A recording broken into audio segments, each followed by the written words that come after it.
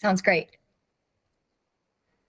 And I think we are live. Yes, we're live. I'm here with Maria. How are you doing, Maria? Great. How are you doing? Thanks for coming on at short notice. I asked you yesterday, I think it was, if you'd come on. That's okay. But it was my friend Sean over in Ireland who suggested really passionately that I talk to you because you have an interesting story.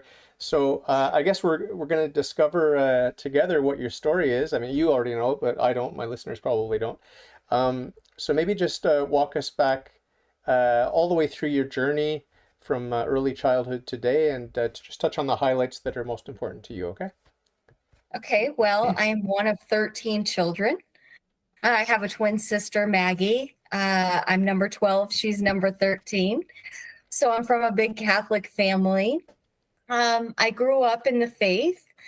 And as I got older in my 20s, I started a nonprofit organization helping women and men that had suffered through an abortion.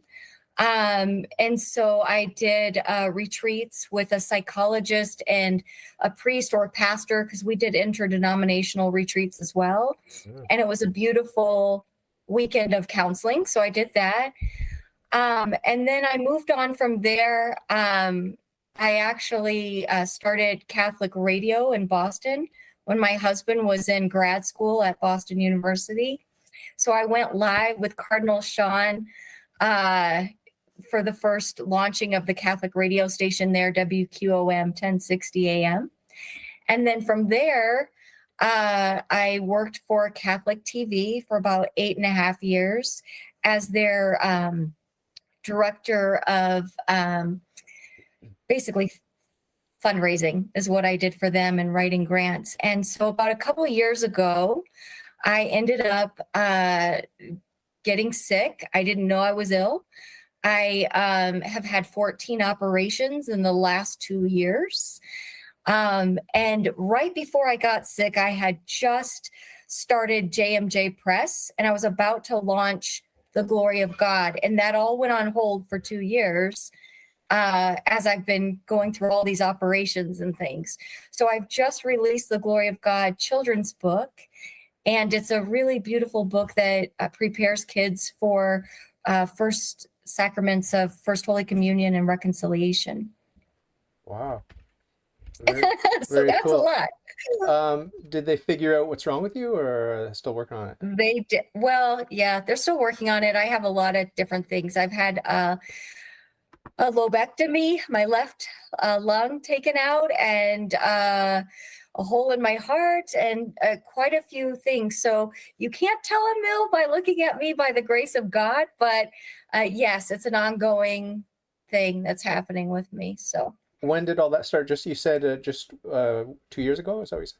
yeah, 2 years ago. So I actually went to the doctors. They found out I had a mass in my lung. And then my doctor was really worried about me, kept calling me all weekend and said, I really want you to go to Mayo emergency room. I did. And then all these heart doctors and pulmonologists started rushing in. I went into intensive care that day, had 8 operations at Mayo, and was in intensive care for 34 days.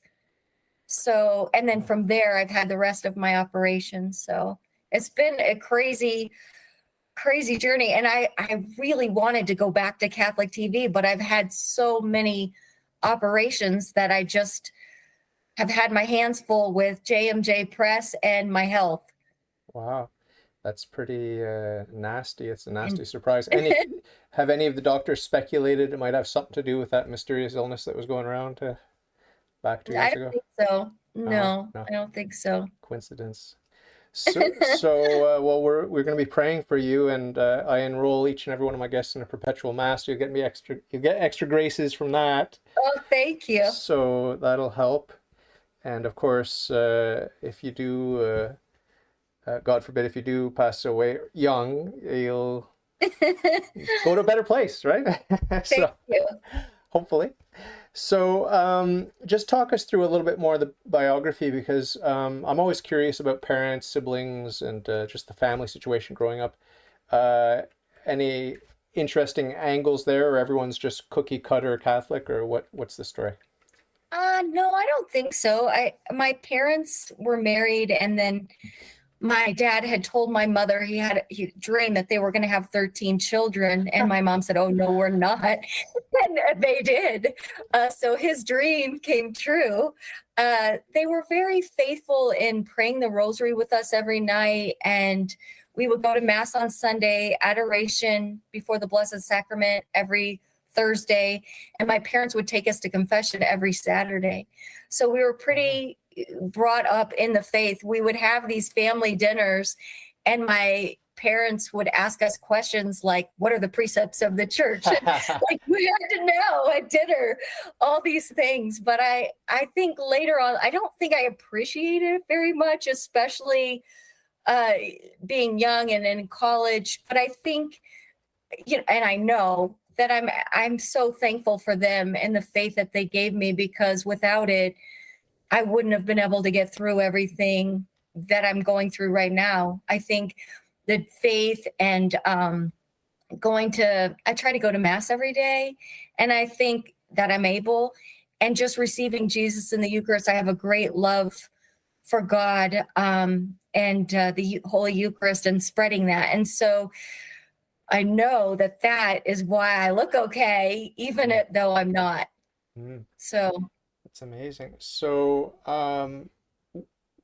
remind me again where you are geographically, if you told me. Okay, so right now I'm actually in Lake Tahoe, Okay. but I live in Arizona. My husband took a job. He's an art teacher. And so we're out here just for through May, and then we'll Oh, be back to Phoenix. okay. So you So don't own this place you're in now. this one, no, it's a rental. Oh, So we have our actual home in Arizona.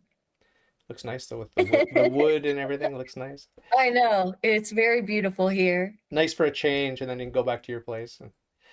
I wish I could turn my computer around so I could show you my view. I'm actually on the top of a mountain Ah, in the Palisades, and my view is just, I'm nestled in the mountain, and you can't see anything but beauty. wow. Nice. You got birds coming up to your window and stuff like that. Yeah, Nice. it's nice, and it's a great place to write. Well, So it's a great place for inspiration for an art teacher too, I guess. it is. If he's a fan of Bob Ross. Yeah, he likes Bob Ross. So, I'm wondering about, your experience because there's a big controversy raging in the church always about something, always. But nowadays on the internet, it's like left versus right, far left versus far right, and it's just crazy. I hate it. I hate the drama, but that's what's happening now.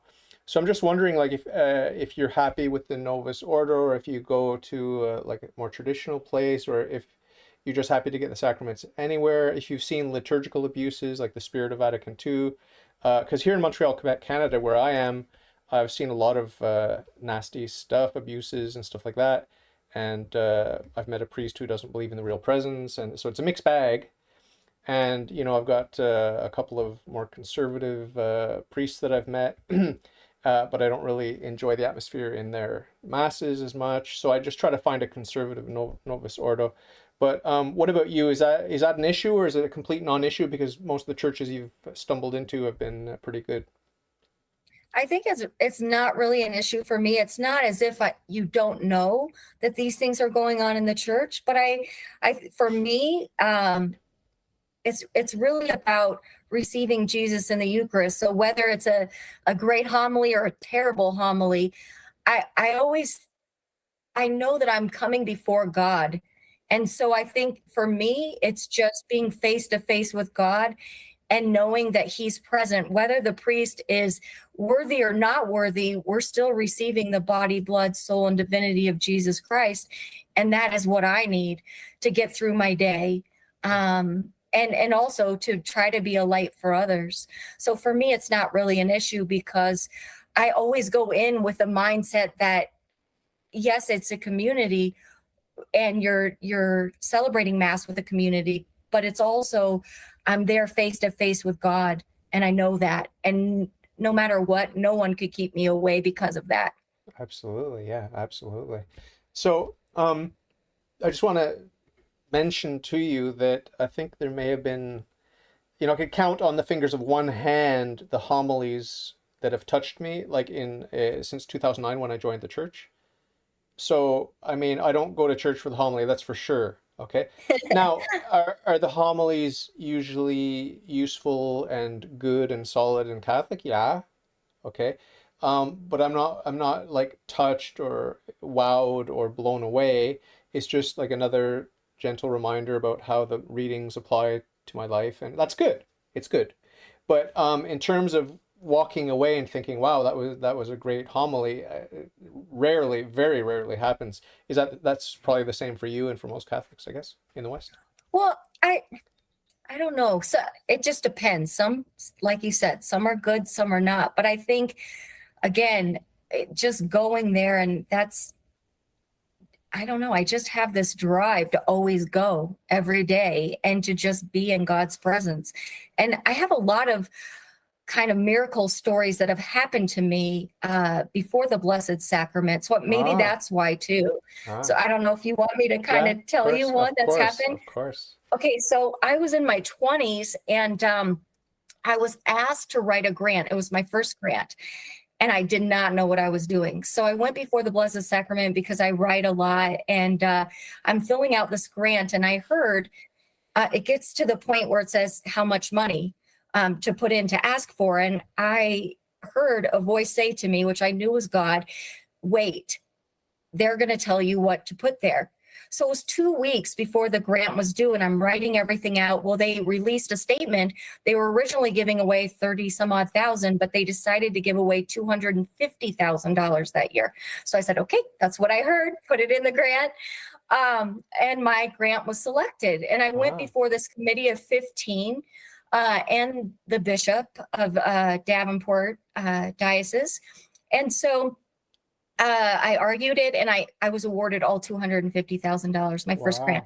wow, So wow. then I decided, okay, I don't know what I'm doing. I am going to take a graduate class at the University of Iowa, and I am going to figure out, about grant writing, because wow, that was lucky, So I take this class, and everything that they taught me was everything I learned naturally before the Blessed Sacrament. And so I ended up, even though I was the least qualified of all those people in the school or in the graduate class, because I was auditing the class. Ah, I wasn't going for my graduate degree. I was just auditing it. So I ended up having the professor check me out, see, and of course he couldn't find anything. That was the first grant I'd ever written, but it was kind of amazing that happened. And another thing that happened before the Blessed Sacrament is that I was given this book that I wrote. I'm just going to show it to you. I don't know if you can see it, yeah. but I was given this and all the words and how the picture should look, and Ah, I just wrote it. I wrote it. ah, And so I actually was asked by a couple of Catholic publishers. They wanted to publish it. One person wanted to put the 10 Commandments and the Beatitudes in the back and change the quote and do all this stuff. And I was like, no, because I felt like the Lord had given me this. And then, so anyway, I decided to start my own publishing company. But I went and tried to find some illustrator that could make these watercolor paintings that I saw before the Blessed Sacrament in my mind. And I found this guy, Dave Hill in Scotland. He had done this really beautiful illustration called The Dancing Mouse.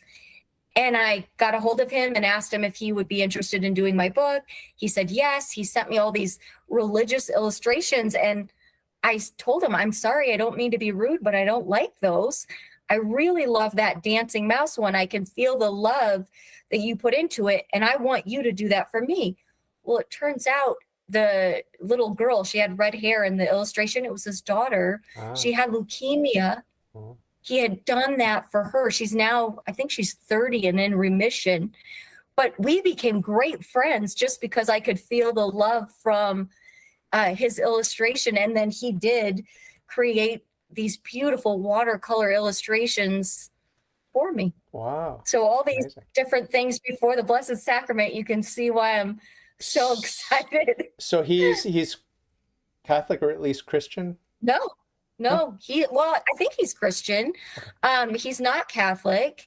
And it's funny because as we work together, we're working on other projects too. He always tells me like, assume I know nothing and just, explain these things to me. And we've become great friends. So he's working on another little series with me. We're doing an art history series for children. And he's doing the illustrations. My husband's helping me because he has a degree in art history and oh gosh, he has so many degrees. But anyway, all to do with art. Wow. Yeah, the reason I asked if he's Christian or not is because, his illustrations are better when he loves the subject. So if he loves Jesus and Yes. Mary and Joseph, that would help. And I mean, you don't have to be Christian to love Jesus, but I think it helps. You know what I mean? Yeah. So I want to go on a little tangent, if you don't mind, and I want to talk about a couple of different things you mentioned. First of all, the whole abortion thing, you got involved in that. How did you get involved in that? Did you ever have an abortion? Obviously, I don't think that's something you're likely to have done, but maybe you did. Why did you get involved in helping people that had gone through that? Well, the first thing is I was working for Johnson County Right to Life, and they had heard about these retreats called Rachel's Vineyard, and they Ah, asked if I would go on one so that I could bring it back to Iowa. ah, And so I ended up calling and trying to get on, and they said, "Oh, sorry, we're full." They didn't have one in Iowa at the time. And so I ended up saying, "I'll sleep on the floor. I don't care if you have ah, room for me. Like, ah, I'll go. Please that's let me go." cool. So they felt so like moved by me wanting to even, I don't care, I'll sleep on the floor, that they said I could go on the retreat. So I Cool. went on the retreat. And when I left the retreat, my lips were burning, my hands were burning, my feet were burning, like in circles on my hands, feet, lips for 3 days.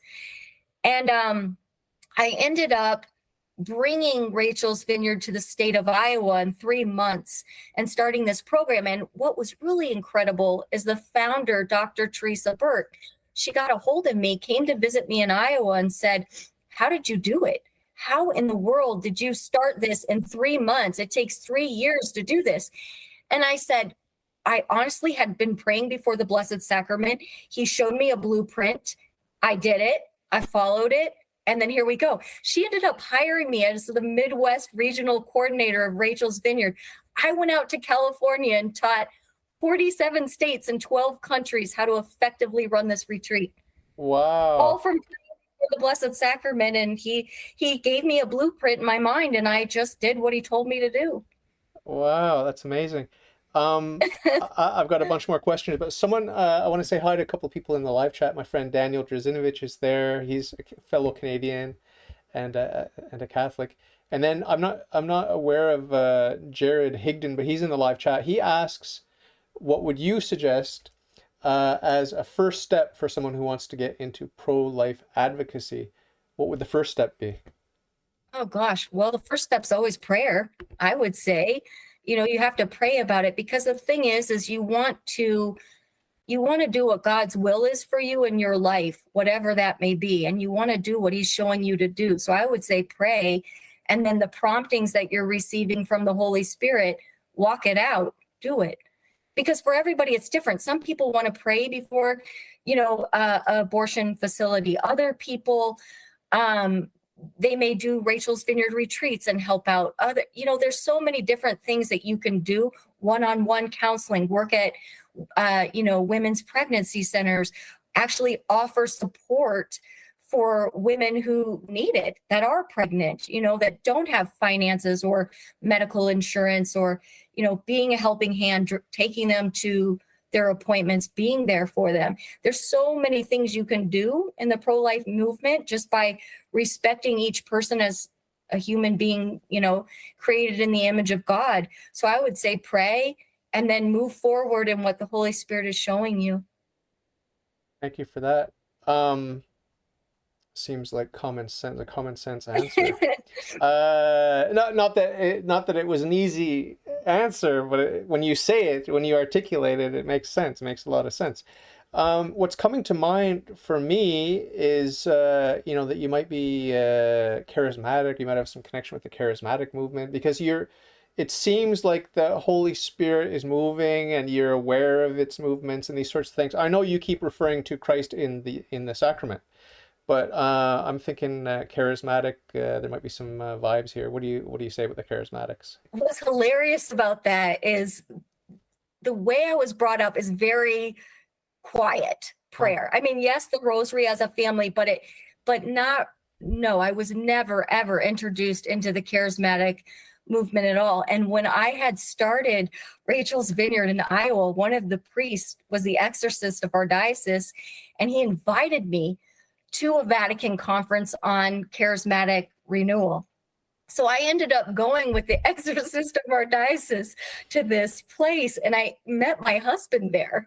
And what's funny is he wasn't going there because he was into that either. It was like one of his friends, he was kind of having a bad way, was away from the faith, wanted him to, go and check it out. We met each other.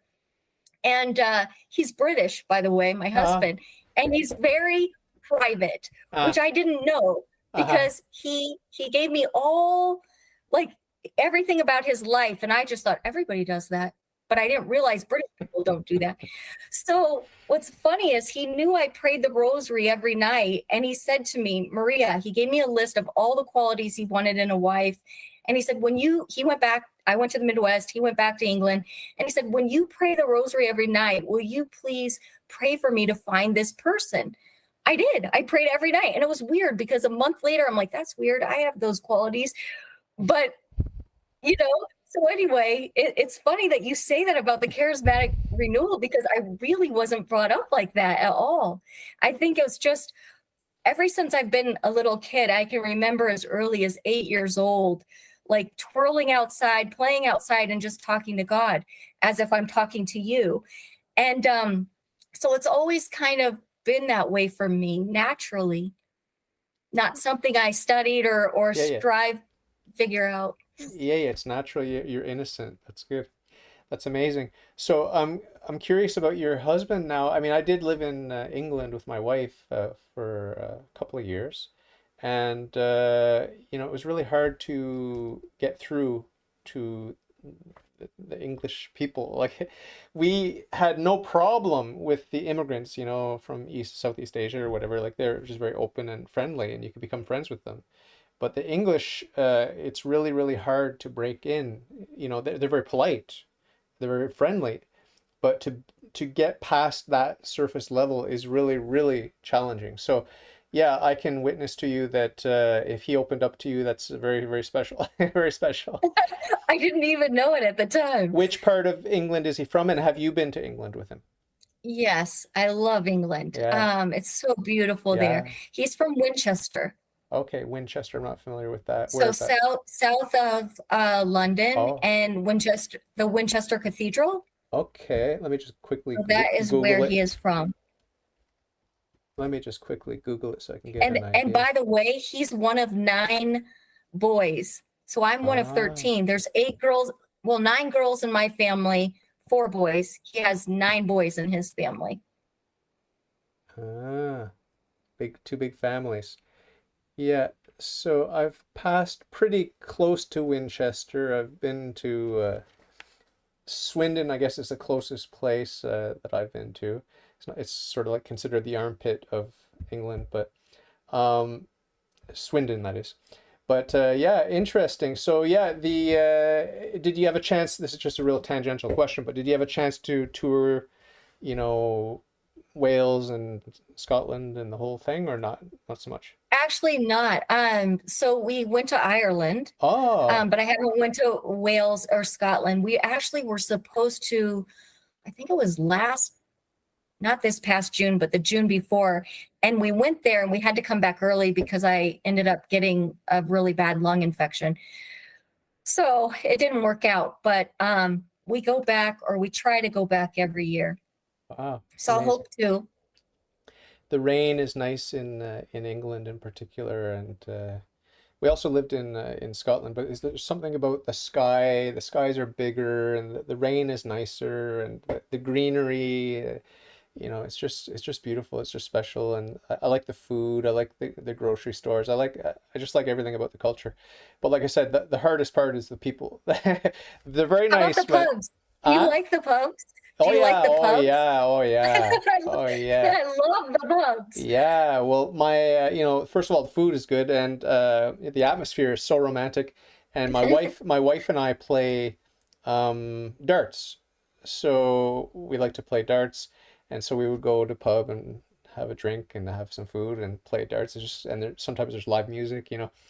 It's Hmm. amazing, just the romance of it. So it's funny. I interviewed a young man, a Canadian, a fellow Canadian, and he lives on the West Coast, but he's sort of like an Anglophile, and he likes the Germanic roots of England and these sorts of things. And he started an association of Germanic Christians, a Catholic association, and they dress very smartly with nice English clothes and stuff like that. And he was talking about, the culture, the food, and the things that are underappreciated today about England, because there's a certain notion that I grew up with, which is that I don't have culture, I don't have an act. Well, speaking to you, you probably think I have a Canadian accent, but I felt like You do, I felt like I'm just like a default. especially your O's. Yeah, about they're supposed to say about or whatever, but there's this sort of idea that when I did my ancestry, it was all England, Ireland, Scotland, and Wales, and I thought that's boring. And it's only later in life, now I'm an adult or whatever, that I'm starting to think, well, no, there's great value even in that, even though it's sort of like white bread culture. It's still a culture. It's still interesting, and there's a lot of history. So, what's your ethnic background? Gosh, well, I know that I have ties to France, Okay. Ireland. That's all I know. I Okay. haven't done any genealogy or No, anything, just from grandparents. you Yeah. didn't. You didn't do any of those DNA 23andMe things. No, no, I've never done it. I've got my doubts about the technology, but my mom paid for me to get it done, so I did it, and my wife did it. My wife's like 100% Greek. She's just Greek. So, have you been to Greece? No, but I want You to. should go. Yeah, you should definitely go. So, I want to move on to the radio and TV stuff that you did. Just for my own curiosity, it was Sure. Catholic. It was Catholic radio, Catholic TV. Is that right? Yes. Okay. So, is it like just talk to me about it, like the experience, like you're not jaded about it. It wasn't like a bunch of corrupt, phony, money grubbing people. Like they were probably sincere Catholics. So I'm just wondering, like, how does that work? Because I'm a little bit skeptical and cynical about things like the media and journalism. It seems like it's all corrupt, and everyone just wants money. So maybe moderate my paranoid vision just by telling me how good and Well, wholesome these people are. it's funny that you say money because that was my job to bring Yeah, money into the yeah, station. yeah. And I never told my boss during the time I actually don't like to fundraise, that you can't tell him that, like I never cared about the money. People would call in and want to give a donation. And if I got to know them, I'd be like, oh, I think you need to give to, like, you need to do this, or your family needs this. And not that I was trying to talk them out of it, but I truly wanted them to do what they were supposed to do. Not what I wanted them to do, but what God asked them to do, You used And reverse psychology on them. no, no, I did. I really meant it with all my heart. And I really was successful in that. But the funny thing is like they get it right, especially at Catholic TV out of Boston, because I was able to go to mass every day. I would write my grants and write my thank you letters and everything. I just go down before the Blessed Sacrament and write. Ah, And they didn't care. They ah. really didn't care.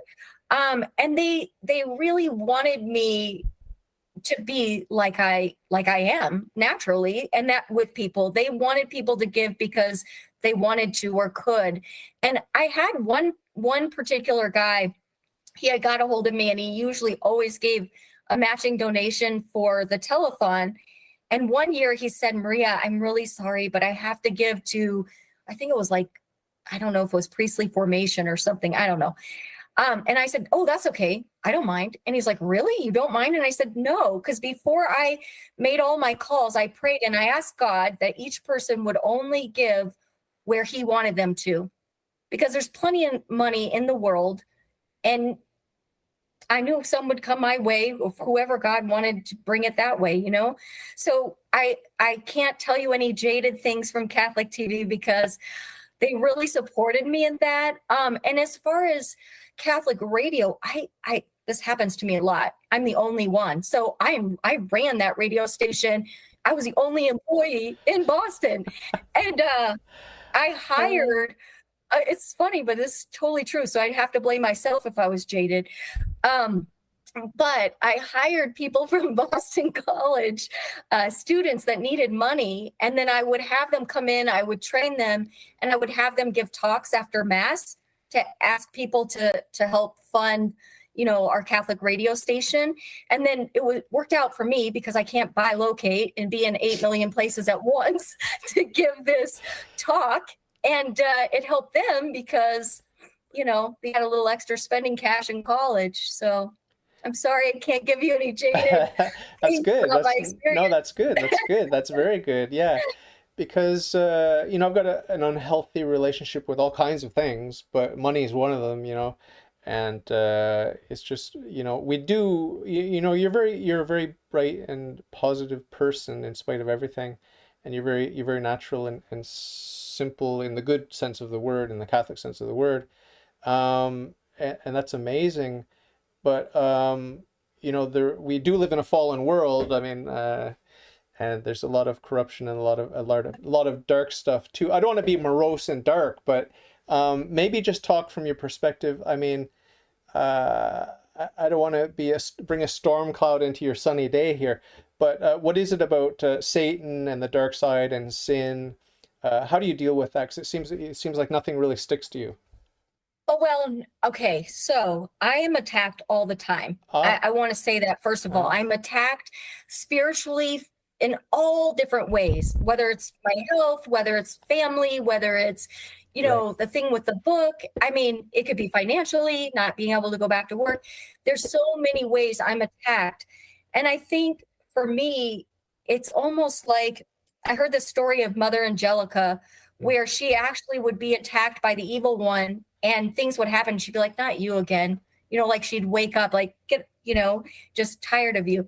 But I think the way that I handle it is just in prayer. I mean, these things happen to me, like my health, and the job that I wanted to keep at Catholic TV. And it's something where I feel like I'm saying to God, you know, the Lord giveth, the Lord taketh away. Blessed be the Lord. He gave me my life. He gave me all the things that I have. And if he wants them back, he can have them back, including my finances. And it's hard. So I don't want to make it all rosy. It's very hard. But I think, you know, because I just got some bad news from my doctor, and sometimes it takes you to silence and you're just like, oh my gosh, like what is going on? But I say to God, thank you. I don't understand. Thank you, and help me. Because one, I know that everything is a gift from God and he can use it for good.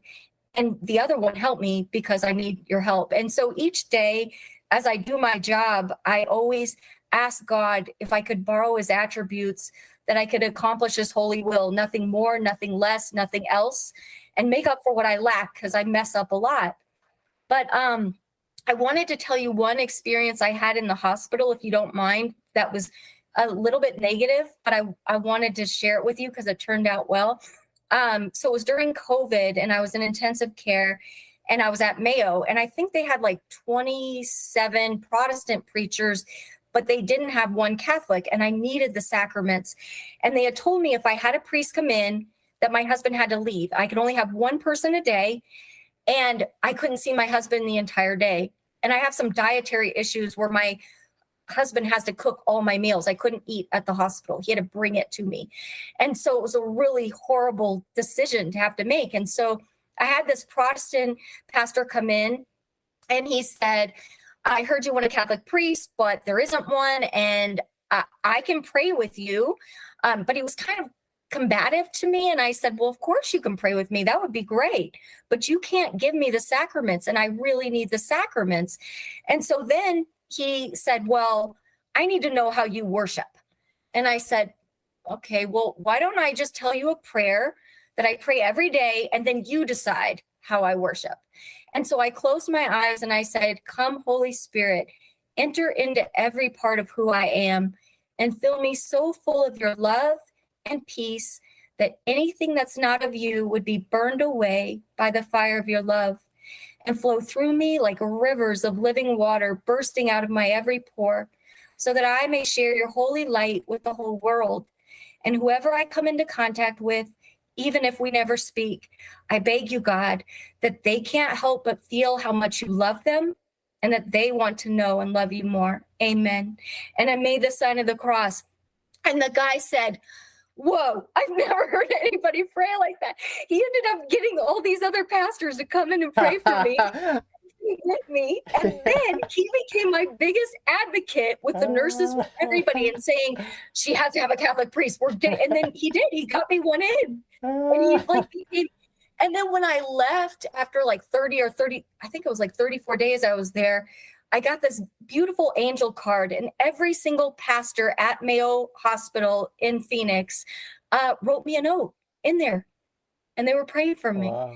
So it's like, I mean, I have these like, yeah, it sucks to be in the hospital and have your lung taken out. But then you're like, whoa, look at that. Look at that guy, and now, he's somebody that I would want to invite for dinner.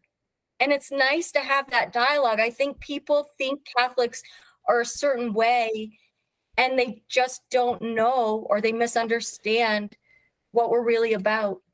Well, I think you're exceptional. I mean, this is I'm not being silly. I think you're exceptional, and I think if you ask an average Catholic the same question that you were asked, I don't think it would have had the same effect, because I think you are exceptional.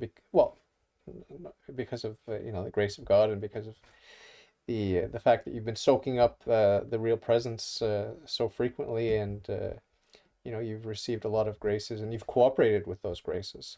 So congratulations to you, and I'm impressed, and I'm embarrassed. I'm embarrassed, frankly, at what a loser I am. But Don't say that. But I just want to get your advice, because part of the Catholic faith walk is about, part of it is about virtue, like increasing in virtue, and fighting against our vices. And so I've got a lot of vices. Like, I mean, I go to confession frequently, and just go through the 10 Commandments or whatever. But basically what it boils down to, my big ones are, lust. Like, I find women attractive, and I tend to get sidetracked by that. And not always in a big way, not often in a big way, but just a little nagging thing, the demons of lust. Gluttony, like food, every day, like all day, every day. That's the big one. And laziness. So, I'm not trying to make you feel sorry for me, but I'm trying to get you to pray for me. But the reason I'm telling you this is because I'm curious. I do ask my guests this quite often. What are some, and of course pride, I didn't mention pride, but I'm wondering, are you aware of a handful of vices that you're working on, or are you pretty much just you've got your Go ahead. I think everybody has vices. I think everybody has their beautiful, like, you can see faults in other people like very easily. I'm sure everybody can. Like, my husband could probably tell me my faults better than I could. But I think that, they're gift wrapped the way we like them. We get very comfortable with them, and they become okay for us because we, wrap it in this particular bow and it seems great. I think for me, it's just every day. Once again, when you go to mass every day, all your venial sins are forgiven, And so I think that constant being with the Lord, and receiving that grace is really, really helpful. But I also feel like what kept coming to my mind when you were telling me about yours is, I went to confession once with this priest, and I was having all these bad thoughts, and he said, "You're in a Kung Fu movie and you don't know it." And I was like, "What are you talking about?" And he said, you got to weave, like it's hitting you in the head and you're taking it. You've got to like, that's not my thought. That's not my thought. That's not my thought, And so as these temptations and things come in your head, you have to realize that you don't have to cooperate with them. And that, I just usually say like, Blessed Mother, help me, or put your mantle over me in those moments, because you're not necessarily agreeing with them. Just because you want to have a piece of cake 8 times a day doesn't mean you're a glutton. It means you're being tempted, so you kind of have to follow that kung fu advice where you're like, like weaving and understanding that just because you're being attacked with it doesn't mean that's you. Yeah. It's funny because I mentioned that young Canadian guy, the Anglophile. He said the same thing. Like I asked him, like I said, I mean, I'm 53. I said, if it's hard for me, I'm still getting attacked by the demons of lust. Like just tonight, I was praying my rosary and I had this, explicit sexual fantasy come into my head, and I tried to chase it away. But while I'm chasing it away, I'm kind of looking at this image that came to me. But I don't know what it's like for women, but for men, we're very powerful with the imagery. But, I chased it away. But what my young friend said, I said, if it's hard for me at 53, what's it like for, someone in early 20s or whatever, with the hormones and everything? Must be hard. And he said that he learned from someone that had mental issues, like psychological problems. Her therapist told her to not identify with these intrusive thoughts that she had, whatever they were, self-harm or whatever it was, and just to let it pass by, and you can observe it and just realize it's not you and just let it go. And so he said that's what he does if they're, the demons of lust or whatever, they overcome him. He just says it's just temporary, it's just going to pass over, and he just lets it wash over him and he doesn't attach himself to it. So that's basically what you were telling me with the kung fu. Yeah. Or just saying, Jesus, I trust in you when you have that thought. Yeah. I do, I'm aware of the fact that I'm supposed to have recourse to Jesus and Mary, and the demons hate them, and Joseph, Saint Joseph. Here in Montreal, we actually have a saint who built a great oratory to Saint Joseph. Are you aware of Saint Brother Andre Basset? I would love to go there. Yeah. That's on my bucket list. Yeah. My parents actually named me after Saint Joseph, so it's Maria Joseph. Oh, no way. Yeah.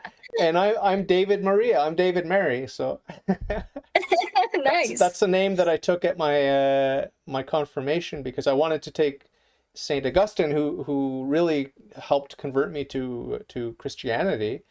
But I had a dream or a vision, God knows which, about the Blessed Virgin came to me and told me, you're not going to take the name Augustine, you're going to take the name Mary. So that was pretty exciting in 2009 when I converted. But if you do get a chance, come to Montreal and you can see the great oratory that was built to Saint Joseph. And there are many, many, many miracles that are well documented. And you can see all the crutches of the lame who came in lame and left whole.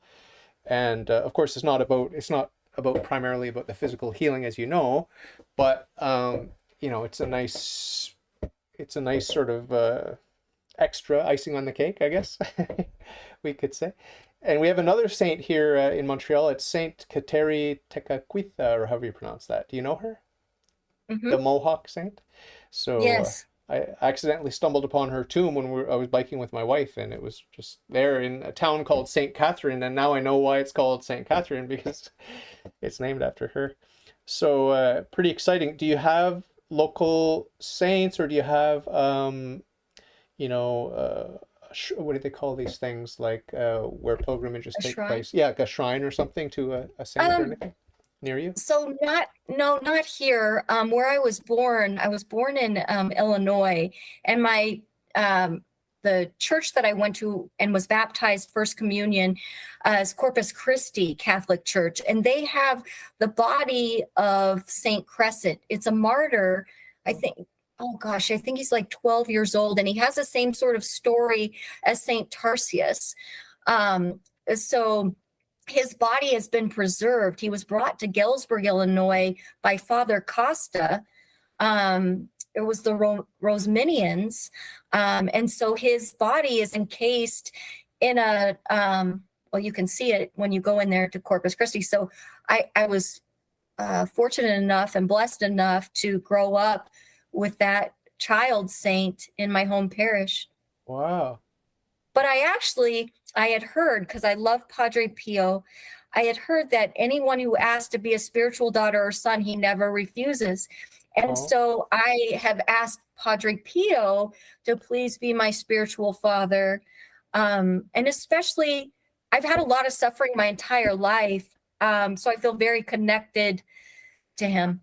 oh, So, wow. yeah. Yeah, I always admit when when the topic comes up that, of course I love Saint Padre Pio. I love all the saints.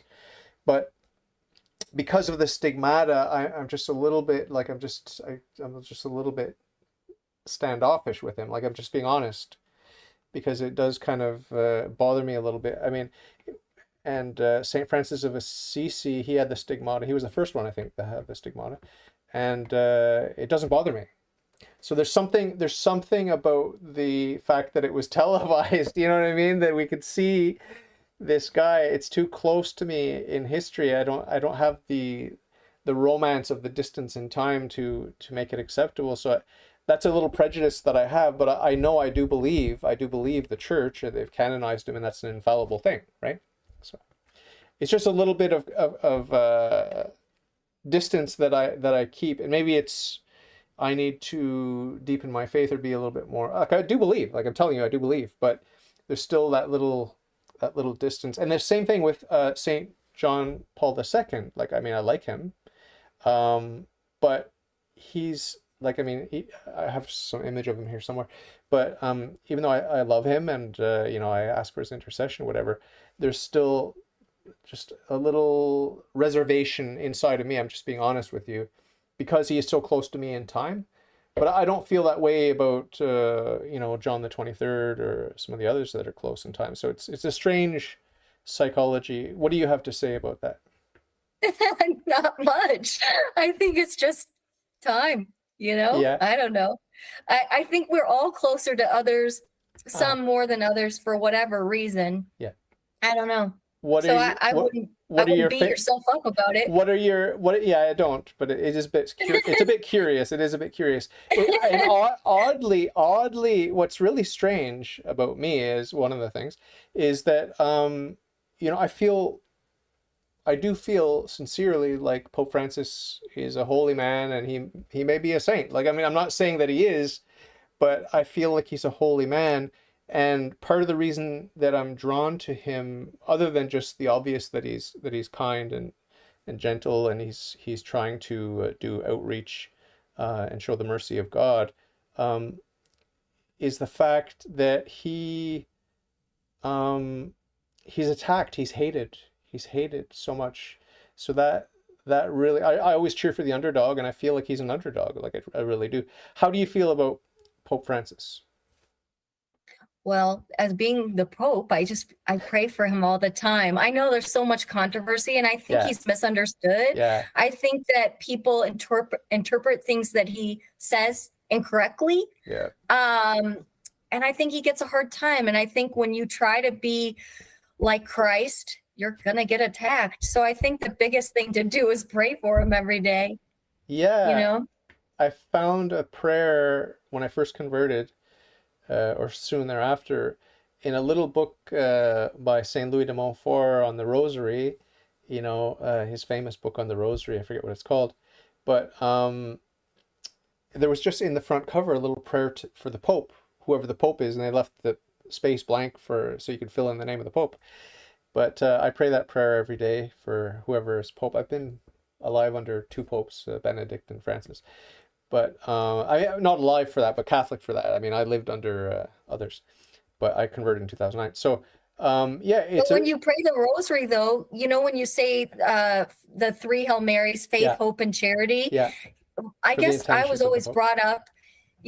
I was always brought up to pray for the Pope and his special intentions during those three, too. So, I mean, you're honestly praying for him with that prayer and the rosary. Yeah, well, I think about him a lot, and I do love him, and I think he's misunderstood, and I know he's not perfect. I'm not naive, and I disagree with him about a couple of things, whatever. So, but that's just normal, right? Like, I mean, if I met any human that I didn't have any disagreements, with, I would find that extremely bizarre. Like, you know what I Yeah. mean? You know what I mean? Yes.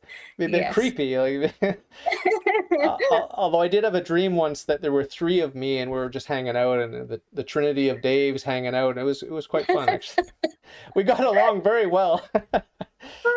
I always tell my husband, I'm so glad we're opposites because I would never want to be married to myself. You know, I think that's great because you both bring out things in each other, and it makes each of you more balanced.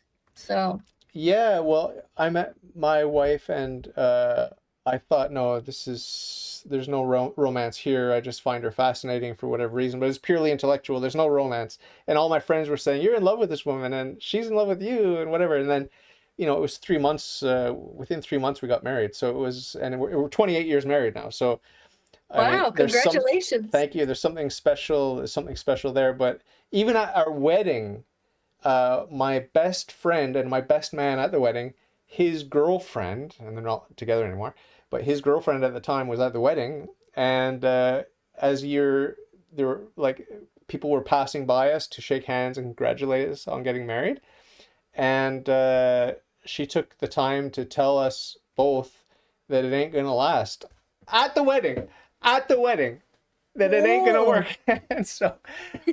Thank you very much. It's gonna, Have a nice day. yeah, it's gonna work if you want it to work. It's gonna work. She thought it was doomed, but a lot of people thought that because, and the reason I'm telling you this is not so you'll feel sorry for me, but because we were so opposite. We were so opposite and still are in many ways. But like you said, that's where that complementarity comes in.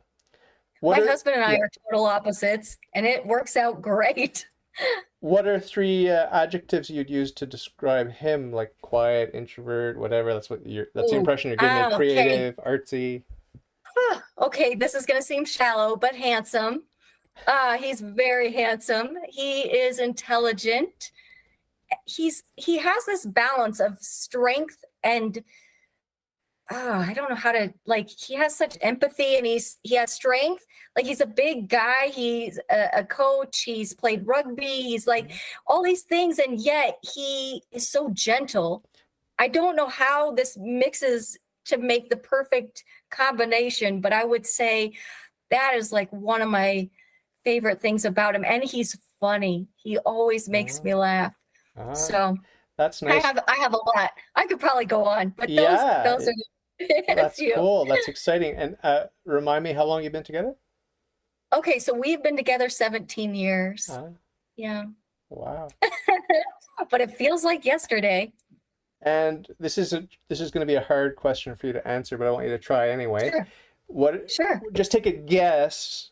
Some of the adjectives he would use for you. Oh, well, he tells me every day, so I could tell you. He thinks I'm smart.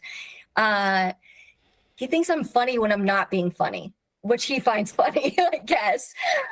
And he thinks that I'm incredibly kind, and he really loves how kind I am to people. And he said my best quality is being kind to people who don't deserve it. He doesn't know how in the world I can do it or pull it off, but that's what he says.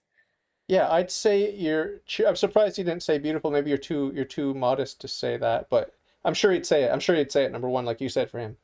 But you strike me as cheerful, natural, and I'm trying to find the word. I'm trying to find the word for it. It's like, you know, I don't want to say wholesome because that doesn't sound particularly interesting, but something like that, like spirit filled or Pure of something. heart, Yeah, pure of pure heart. of heart. Yeah, pure of heart. That's a good way. Yeah, that's a good way of saying it. Yeah. That's the impression. That's the Thank you. impression. That's the impression you give me. I'm wondering, because I've been called, names and whatever, like smug, arrogant, self-righteous, these sorts of things, whatever, in the context of my conversion, and so that's not a good sign, right? But I'm just wondering because you don't come off that way. You don't come off like that. You'd meet someone, and then behind your back, 10 minutes later, they'd be talking about this woman that was so self-righteous and smug and arrogant. That's not. I don't think that's ever happened to you. But what would some of the criticisms be that people would level against you? Well, I would say my simplicity, sometimes people think I'm dumb, I would Oh, say. really? Really? Yeah, and I think because my husband will always say to me, like, if somebody treats me like that, he'll say, you know, Maria, it takes somebody really intelligent to take something complicated and make it simple for everyone to understand. That's hard to do. And I think they're misunderstanding you. But I actually do not have a degree. I graduated high school and I went to college for like a semester, dropped out, and all these things that I've done, whether it's run Catholic radio, start my own ministries, or work for Catholic TV and all that kind of stuff. It's just been uh, naturally, like praying before the Blessed Sacrament and saying, "What am I supposed to do in this?" And then just doing what He tells me to do. And I think constantly like looking for every day, like, Lord, what is it you want from me today? Because I want my life, I want you to be in the center. um this is off the subject, but I just want to tell you a funny story. So when you get ill, sometimes you can get a bad attitude, because days are really, really hard. And so I had this thought in my mind, and I was like, I knew I was getting a bad attitude. And I pictured myself going into a chiropractor's office, but it was God. So I was closing my eyes and I was saying, Lord, I need you to adjust my attitude. And so I like could picture in my head, he's like adjusting my neck, adjusting my like spine, making me straight.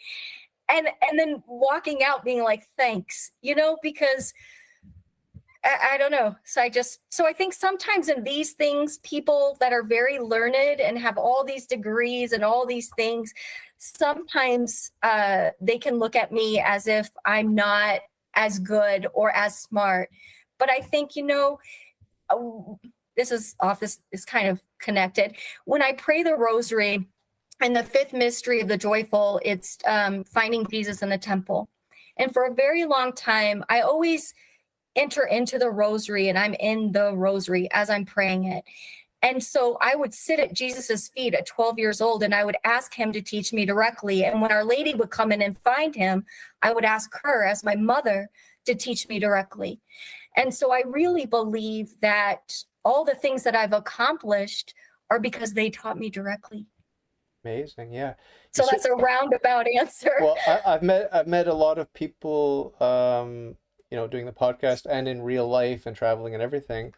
And you're definitely not stupid. That's for sure. That's for sure. Not that there's anything wrong with, having a low IQ or low intelligence. There's nothing wrong with that. You don't need to be smart to go to heaven. So I'm not, but intelligence is one of the, it's one of the gifts that come from God. I mean, God is intelligence. So, I mean, his creatures are endowed with intelligence to different degrees and whatever. But the most important thing is to be like a child, to be innocent, to be holy. And, that's one of the reasons I love my wife, because she's like a child. She's like a difficult child sometimes, but she's like a child.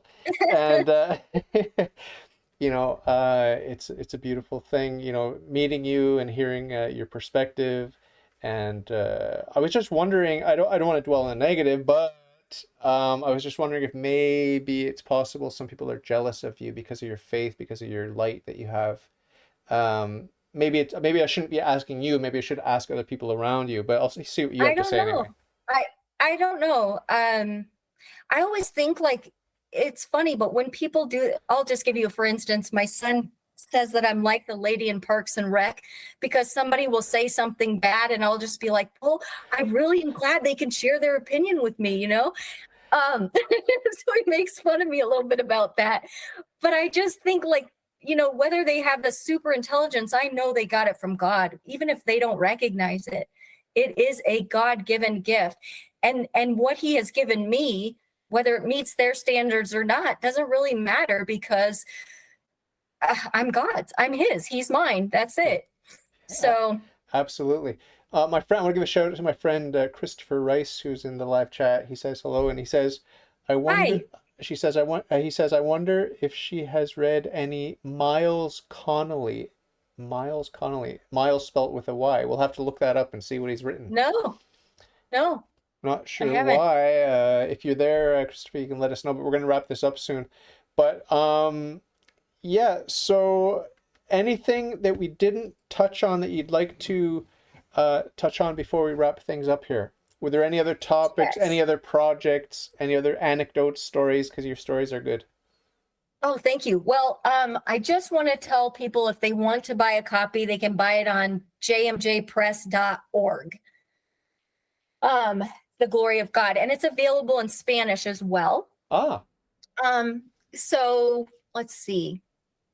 I guess there's one last story I want to leave you with, if you don't mind, since course. we're talking about of course. faith and everything. So I've always had this kind of relationship with God where I will go outside and I'll take a walk with my husband, but while I'm walking, I will say, I ask all of creation to join me in honoring God and praising Our Lady. Like I want to be connected to everything around me, and I know that I am.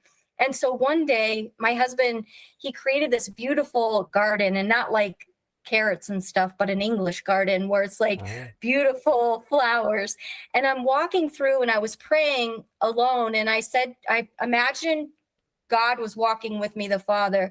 And I said to him, you know, I wanted to walk in the garden with him like he walked with Adam and Eve. And I said, so I want to do that. And I know you'll let me. So we're walking together in my garden, in my home. And he points out these beautiful roses. And there's this chokeweed. And he points it out and he said, do you see that?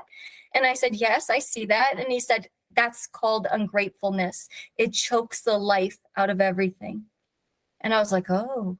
And he said, do you see how it spreads? And it, you know, and it was kind of cool because I'd never thought of that before. And so that was way before I got sick. And so that's why whenever something's going on, whether it's good or bad, I'm always grateful, because I don't want that chokeweed coming in and destroying everything around me.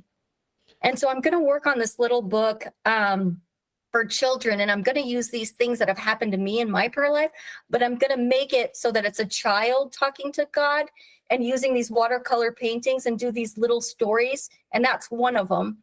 But just different little stories that have actually happened to me in my, you know, my life. Amazing meeting you, amazing hearing your stories. I'm very touched by you and your faith and your simplicity. That's what I'm striving to have, some semblance of what you've got. And as our separated brethren like to say, it's that personal relationship, you know, that intimacy that you seem to have that I want, and that everyone, I think everyone wants, if they only knew that that's what they want, right? That's the thing, is the only, our hearts are restless until they repose in God. So, I mean, that's the end game, is to be intimate with God, and that's what heaven is, right? That intimacy, entering into the life of the Trinity. So next time, hopefully you'll come back, because I got a lot more questions. It's just that my wife. Okay, I will come back. Just invite me. I promised the wife. She said, make it 1 hour because it's a weeknight, you know, and Yeah. I've got to hang out with Well, her. my husband, he's the cook in the family, and I actually do all the dishes. So my dinner is going to be ready at 6:15. So I gotta go. Oh, okay. Yeah, you're on a different time zone. It's like 9 o'clock at night here. You're 6 o'clock over there. Yeah, it's almost 6. Yeah. Well, next time, I'm the cook in my family too, by the way. My wife has never ever cooked for me, ever, in 28 I'm years. terrible. In 17, if I've cooked 5 times, I can make a mean peanut butter cracker. That's it. Amazing. We don't want to eat my food. Well, when you come back, and I'm going to definitely invite you, although my calendar is full till Christmas, but in the new year, I want to talk to you about the Bible, the Old Testament and the New, and just to get some insights into like how you read it and what messages you've got. Not that you're an oracle, but you know, you're a Christian, so you know, you get some intuitions, you talk to God. So I'm very curious to talk to you about Old Testament and New next time, among other things. Okay. Okay, sounds great. Thanks for having me on. Yeah, God bless you. And it's been a blessing meeting you already, but it's going to be even better when you start praying for me all day, every day, me and my family. So just Well, I have to tell you this. coming. So hold on, one last thing. Every consecration of the Mass, I pray at the consecration for anyone who's ever asked me to pray for them or anyone who ever will. So you've already been prayed for at every single consecration for a long, long time. Wow, I got goosebumps. You're covered. Goosebumps. You're covered. Thank you so much. God You're bless you. welcome. I God love bless you. I love you, and I'm just thrilled to have met you. And I can't wait to interview your husband. Let him know he's coming on. Okay. Okay, I'll let him know. Let He's him really know. funny. Tell Okay. him it's not optional. Okay, I will. I'm kidding. But you should invite him and see what he says. I will. I will invite him. Okay. Thank you so much. Take good care and have a nice dinner. All right. Good God bless night. you. Thank Bye-bye. you. God Bye-bye. bless you. Bye. Bye.